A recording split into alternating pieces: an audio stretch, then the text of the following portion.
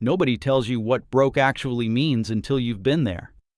Not the kind of broke where you skip lunch.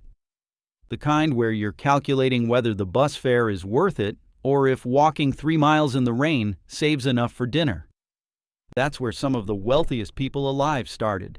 And the distance they traveled reveals something most success stories skip over. Oprah Winfrey wore dresses made from potato sacks. Not as a fashion statement, because that's what was available. Rural Mississippi in the 1950s, raised by a grandmother who worked as a maid. By 6 years old, she was wearing clothes stitched from burlap while other kids had store-bought outfits.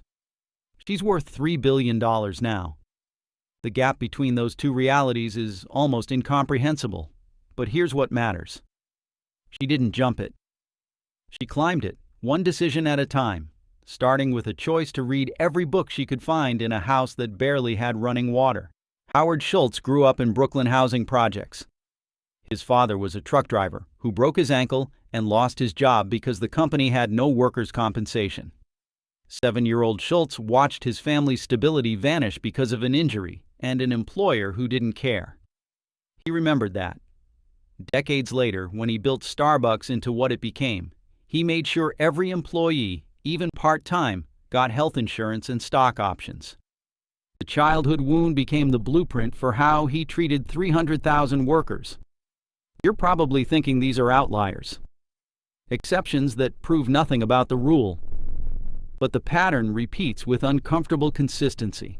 J.K. Rowling was on welfare, clinically depressed, and raising a daughter alone in a tiny Edinburgh apartment. She wrote in cafes because her flat was too cold and she couldn't afford heating. Publishers rejected her manuscript 12 times. 12 people looked at Harry Potter and said no. The 13th said yes. She's the first author to become a billionaire from writing. But between the welfare checks and the billions, there was something else.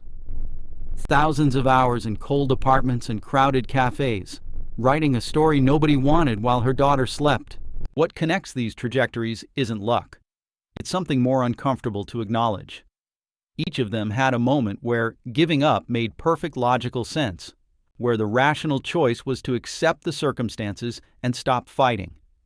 And they didn't. Not because they were wired differently or possessed superhuman resilience, because they found one thing they could control when everything else was chaos. For Oprah, it was reading. For Schultz, it was education. For Rowling, it was the story only she could tell. The rags to riches narrative sounds inspirational until you realize what it actually required. Not belief in destiny. Just the stubborn refusal to let circumstances make decisions that should have been theirs. That's the part that doesn't fit neatly into motivational quotes. It's also the part that's true.